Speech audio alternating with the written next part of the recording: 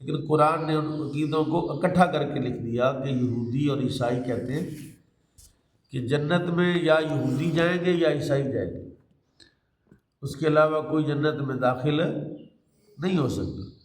ہمارا دعویٰ یہ نہیں ہے کہ جنت میں ہم جائیں گے، یہودیوں کا دعویٰ یہ مبنی بر ظلم ہے، مبنی بر یعنی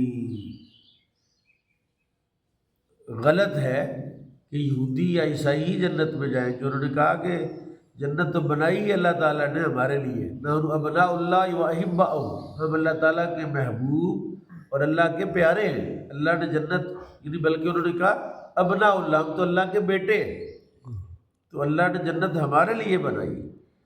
حالانکہ ہمارا دعویٰ یہ نہیں ہے کہ ہم جنت میں جائیں گے، ہمارا دعویٰ یہ ہے، ہمارا قرآن ہمیں یہ بات بتلاتا ہے، اللہ کا دین ہمیں یہ بات بتاتا ہے کہ جنت میں ایمان والا جائے گا۔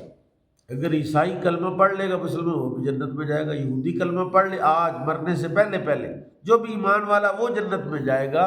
اور جنت میں داخلے کا سبب اعمال صالحہ ہیں، نیکیاں ہیں۔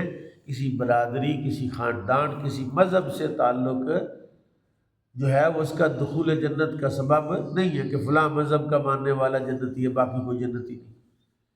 اگر کسی مذہب کا ماننے والا ایسا شخص ہے، یعنی کلمہ تو پڑھا اس نے لیکن وہ گنہگار ہے، گناہ کبیرہ کا مرتکب ہے، وہ شریعت کی مخالفت کرتا ہے، اعلانیہ گناہ دو قسم کا ہوتا ہے، ایک ہے فاسق معلن، ایک ہے فاسق تو ہے لیکن فاسق معلن نہیں۔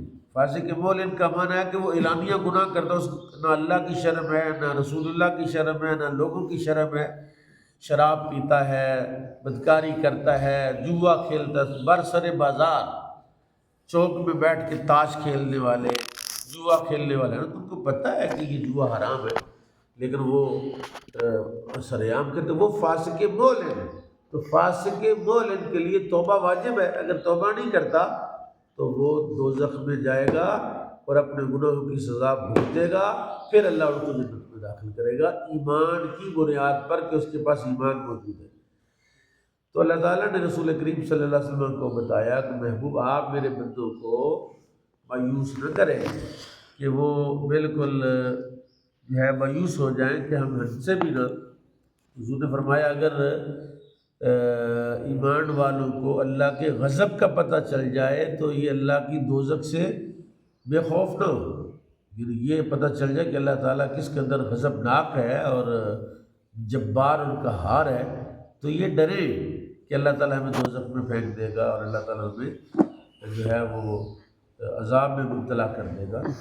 تو نبی عباد یہ الغفور الرحیم، یہ کیسی آیت ہے، یہ مجدہ جاں فضا ہے ایمان والوں کے لیے کہ اللہ نے فرمایا میرے بندوں کو خبر دو انی انا الغفور الرحیم، میں بخشنے والا بھی ہوں اور رحیم بھی ہوں، اور فرمایا وَإِنَّ عَذَابِي هُوَ الْعَذَابُ الْعَلِيمُ، اور ان کو یہ بھی بتاؤ کہ میرا عذاب وہ عذاب ہے جو دردناک عذاب ہے، اور ایسا عذاب ہے کہ جس کا کوئی عذاب مقابلہ نہیں کر سکتا۔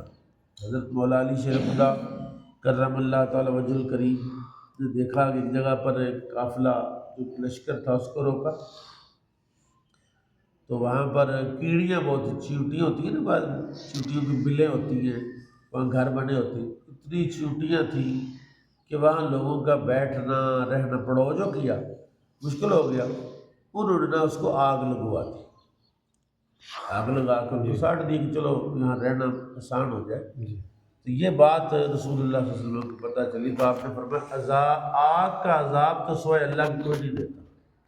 یہ جو لوگ بعض چیزوں کو آگ لگا دیتے ہیں یہ جائز نہیں ہے۔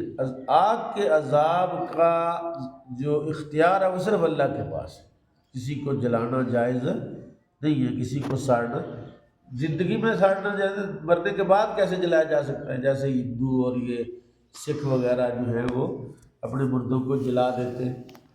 جی اسلام نے تو اپنے رب کے بندوں کو اتنی عزت دی ہے کہ جب زندہ ہوتا تب بھی اس کی عزت کرتے۔ حضور فرماتے ہیں مومن کسی کی توہین نہیں کرتا، مومن گالی دینے والا نہیں ہوتا۔ تو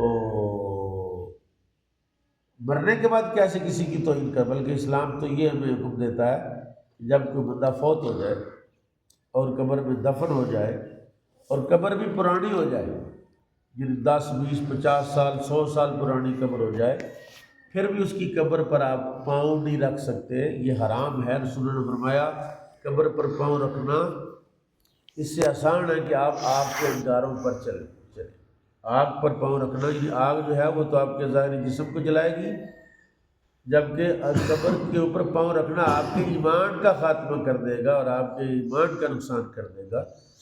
تو عزت زندگی میں بھی اور مرنے کے بعد بھی۔ آگ کے عذاب کا تعلق صرف اللہ کے ساتھ ہے۔ اللہ تعالیٰ ہمیں اپنے عذاب سے محفوظ فرمائے۔ عشرۂ مغفرت کے اس دن مبارک میں اللہ تعالیٰ ہمیں کثرت سے استغفار کی دولت نصیب فرمائے، ایسے اعمال کی توفیق دے